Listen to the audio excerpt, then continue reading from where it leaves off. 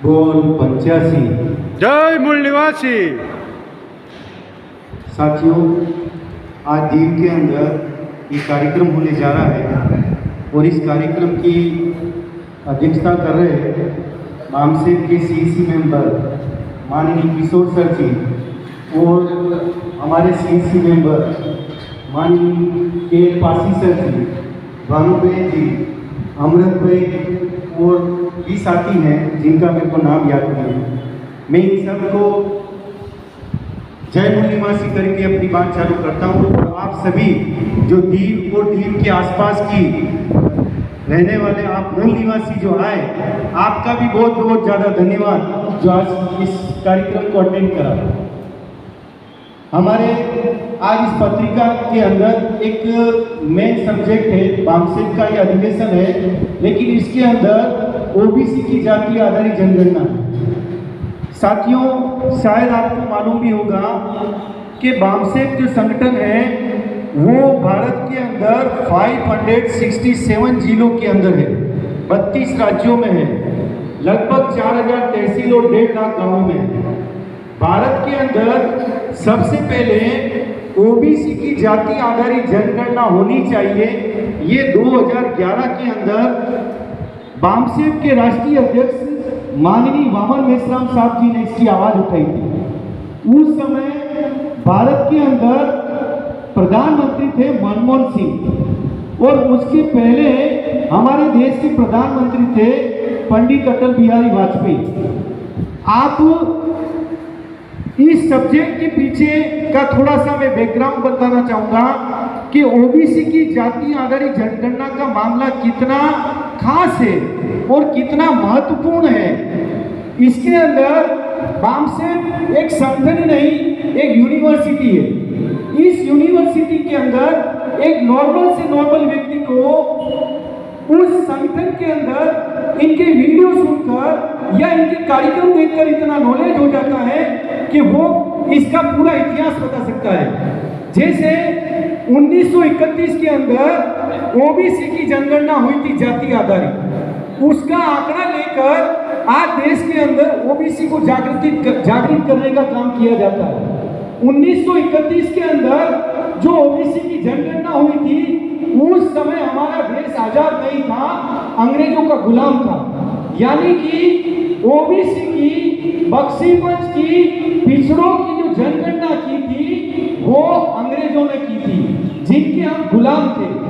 तो पिछड़ों की गिनती अंग्रेजों ने की। उसके बाद में 1941 में ओबीसी की जनगणना नहीं हुई और बाद में हमारे देश के प्रधानमंत्री चुनाव बगैर बने थे पंडित जवाहरलाल नेहरू जी।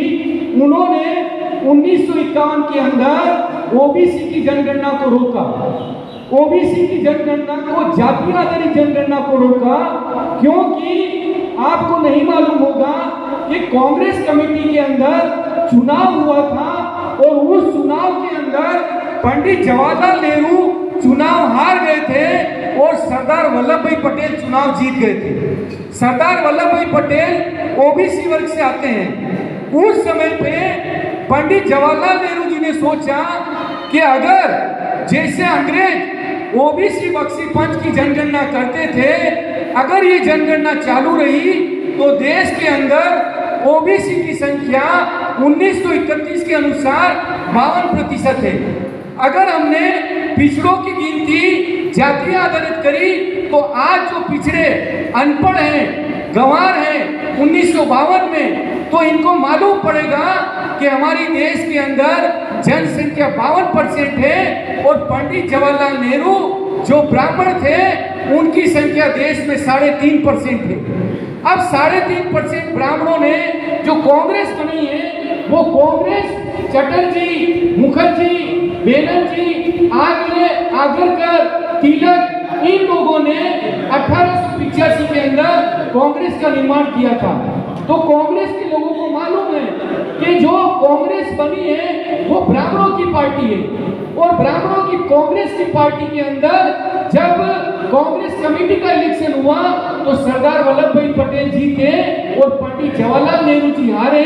तो इससे उन्होंने अंदाज लगाया कि देश के अंदर ओबीसी की जाति आधारित यानी कि जाति के आधार पर वस्त्री गणतरी नहीं होनी चाहिए, क्योंकि अगर ये 52% ओबीसी जाग गया तो देश के अंदर ब्राह्मणों की संख्या 3.5% है, और अगर 3.5% ब्राह्मण देश के अंदर लोकतंत्र के अनुसार चुनाव के माध्यम से, वोट के माध्यम से गांव का सरपंच भी नहीं बन सकता, तो देश की सत्ता के ऊपर वो शासन कैसे करेगा? इस बात की खबरदारी लेकर सबसे पहले 1951 के अंदर पंडित जवाहरलाल नेहरू जी ने ओबीसी बख्शीपंच की जनगणना को रोका। 1961 के अंदर हर 10 साल के अंदर ओबीसी ये देश का सेंसस होता है।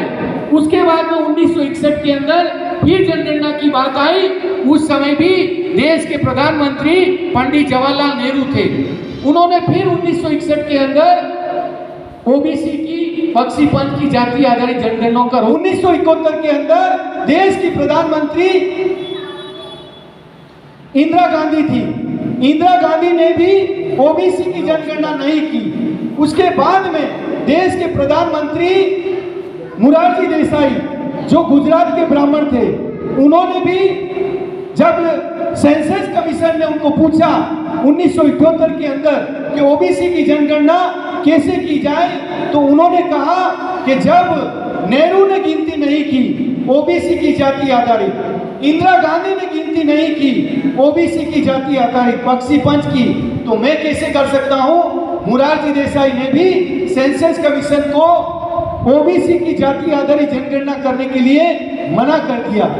1981 के अंदर फिर प्रधानमंत्री इंदिरा गांधी हुई और इंदिरा गांधी ने 1981 के अंदर ओबीसी की जाति आधारित जनगणना को फिर काम किया। 1991 के अंदर देश के प्रधानमंत्री वेस्ट भारत यानी कि साउथ भारत के नरसिम्हा राव, काला ब्राह्मण, वो देश के प्रधानमंत्री बने। उन्होंने भी ओबीसी की जाति आधारित जनगणना को रोका। 2001 के अंदर भारतीय जनता पार्टी के प्रधानमंत्री पंडित अटल बिहारी वाजपेयी बने। पंडित अटल बिहारी वाजपेयी ने भी ओबीसी की जाति आधारित जनगणना को रोका। 2011 के अंदर देश के प्रधानमंत्री मनमोहन सिंह जी थे। मनमोहन सिंह जी सिख समुदाय से थे, सरदार समुदाय से थे। देश के पिछड़ों ने सोचा कि हमारी गिनती पंडितों ने नहीं की, ये हमारे सरदार जी हैं, ये शायद हमारी गिनती करेंगे। तो सरदार मनमोहन सिंह जी ने GOM एक ग्रुप ऑफ मिनिस्टर इसका गठन किया और उसका चेयरमैन बनाया बंगाल का ब्राह्मण प्रणब मुखर्जी को। प्रणब मुखर्जी ने 2011 के अंदर ओबीसी की जनगणना करने से इनकार कर दिया। इन सारी बातों को ध्यान में रखते हुए और 2011 के अंदर बामसेफ संगठन ने आवाज उठाई 2011 के अंदर कि ओबीसी की जाति आधारित जनगणना करो वरना कुर्सी खाली करो। इस बात को लेकर देश के ओबीसी जागृत होने लगे। जब देश के ओबीसी जागृत होने लगे तो देश का बख्शीपंच पिछड़े वर्ग ने विचार किया कि आज तक हमारी अगर जनगणना रोकने का काम किया तो इन पंडितों ने किया।